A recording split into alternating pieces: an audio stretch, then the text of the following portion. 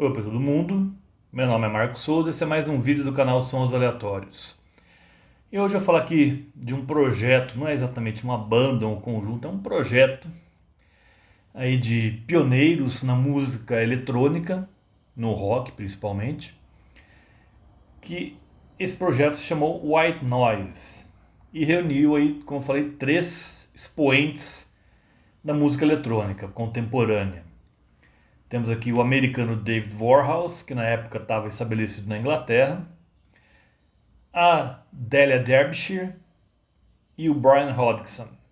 Esses três, com a ajuda de alguns letristas e músicos, acabaram gravando esse álbum aqui, An Electric Storm.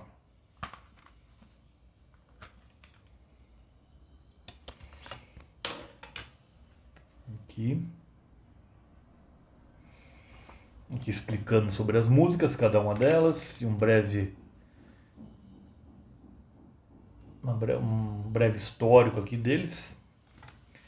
Então, o White Noise, ele surgiu principalmente pelo desejo do David Warhouse, que era, como eu falei, um americano, que se exilou na Inglaterra ali por motivos de temer o alistamento para a Guerra do Vietnã. Então ele já era, o pai dele já era um cineasta, perseguido pelo macartismo lá no início da década de 50.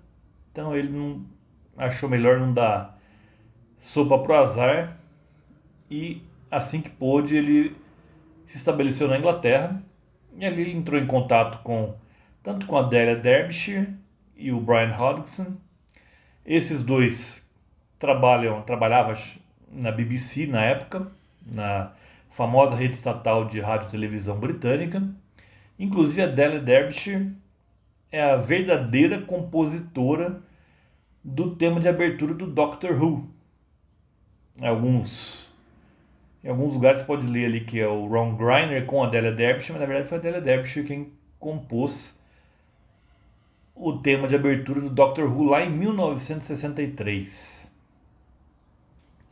Então, quando esses três juntaram forças, a Island, a gravadora que estava na época com o Traffic e depois assinaria com Bob Marley, até com o U2 na década de 80, ficou muito interessada no que poderia sair dali, porque eles chegaram a gravar duas músicas numa demo e o Chris Blackwell, o dono da Island, ouviu e ficou muito interessado.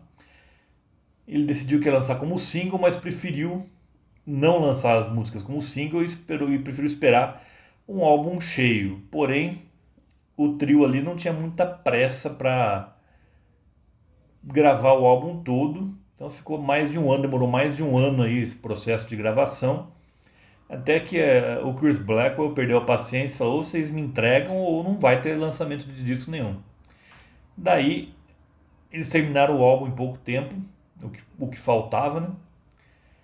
E daí em 1969 apenas que o An Electric Storm foi lançado. Gravado em maior parte em 68, mais alguma coisa em 69 também. Então, a partir daí temos 7 músicas aqui nesse álbum, um dos álbuns mais interessantes aí na cena eletrônica e contemporâneo e que dialoga diretamente aí com os dois álbuns do Silver Apples, por exemplo. Com o United States of America, tem músicas aqui que lembram muito o United States of America, e outras bandas também na mesma seara, como o 50 Footholes. A gente pode até incluir o Pink Floyd aqui, como a gente vai ver.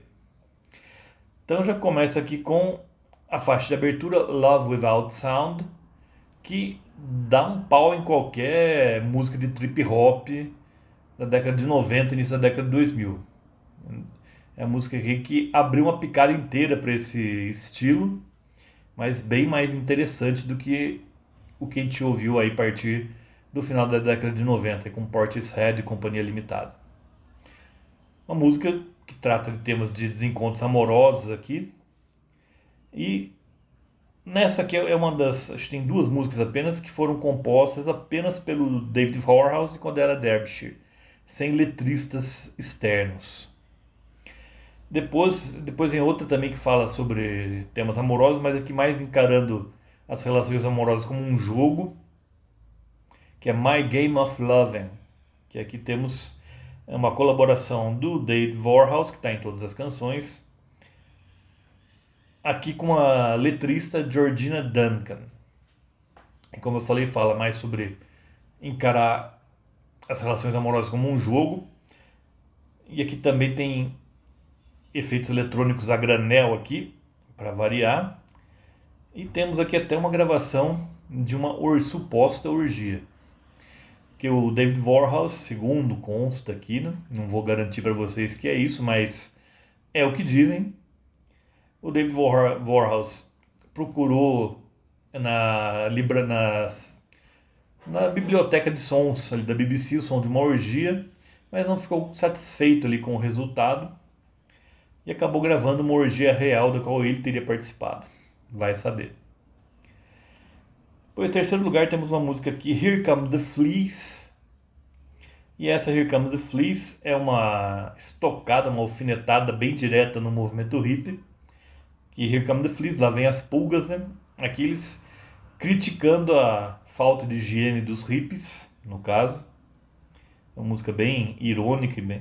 E essa aqui tem uma melodia meio de vaudeville, meio de década de 20, mas tem efeitos eletrônicos diversos. A gente tem instrumentos, às vezes com rotação alterada, voz com rotação alterada também. E até uma música bem humorada, tem até o Brian Hodgson emulando aqui um homem com sotaque caribenho, jamaicano talvez, ou dali daquela região do Caribe, reclamando que o barulho que os hippies, supostos hippies da música, do quais são alvo aqui, tá tão alto na casa que ele nem consegue ensaiar com a banda dele. Depois temos a que eu considero a mais acessível das faixas, mais pop mesmo, que lembra, como falei, o United States of America, e também anos mais tarde, décadas mais tarde, lembra bem o Broadcast, que é Firebird. Firebird aqui é uma composição conjunta do David Warhouse, vamos ver aqui, e da Delia Derbyshire também. Já a Here Comes the Fleas, que eu falei para vocês, é uma composição do David Warhouse com, acho que é James MacDonald, se não me engano, o nome é MacDonald aqui o nome do compositor, acho que é James MacDonald, se eu não me engano. Tem que ler aqui de novo para saber. Mas Firebird, como eu falei, é a mais acessível das 7 canções. E o então lado A se encerrava com a quinta canção, que é Your Hidden Dreams. E é aqui que a coisa começa, o bicho começa a pegar. Your Hidden Dreams é a única que teve letras na capa, a única canção cuja letra aparece na capa da edição original do álbum, porque elas foram consideradas ininteligíveis aqui. Uma vocalista sussurra palavras assim bem baixo, bem rápido também, e um clima meio lisérgico também domina a música, com algumas percussões bem marcadas e efeitos de sintetizador e teclados também bem marcantes. É uma música meio claustrofóbica. A voz dela tenta até parecer meio sensual, mas a música não tem nada de lânguida, não. A música tem um quê de paranoico, tem alguma coisa de paranoica aqui. E essa é a música que fecha o então lado A. E o então lado B tem apenas 2 músicas, e aqui que a coisa fica sinistra. Temos uma música de mais de 11 minutos, chamada The Visitations, que narra aqui a história de um motociclista que foi até a casa da namorada, mas no caminho sofre um acidente, morre, e ele vê por um breve momento o corpo dele, a namorada, abraçada ao corpo dele, chorando. Mas ele diz, como ele disse, que ele tentou falar com ela, mas não conseguiu, ela não ouvia. E logo depois, foi apenas por um breve momento depois, tudo foi envolto em escuridão, ele não consegue sair dessa escuridão. E isso em efeitos como gritos de desespero da namorada, choro também, um choro bem que até não parece ser simplesmente imitado, parece ser um choro bem real, inclusive, e alguns efeitos sonoros bem soturnos também, bem lúgubres. Bom, como eu falei, uma música de mais de 11 minutos de duração e tem toda essa atmosfera mais sombria. E o caldo entorna de vez com a última canção, que é The Black Mass, An Electric Storm in Hell. Essa foi a última música a ser gravada. Eles tinham recebido o ultimato do Chris Blackwell: ou me entregam o disco pronto, ou não vai ter gravação, não vai ter lançamento de álbum. Então, eles tinham ainda 7 minutos para preencher. E eles pensaram, o que a gente vai fazer?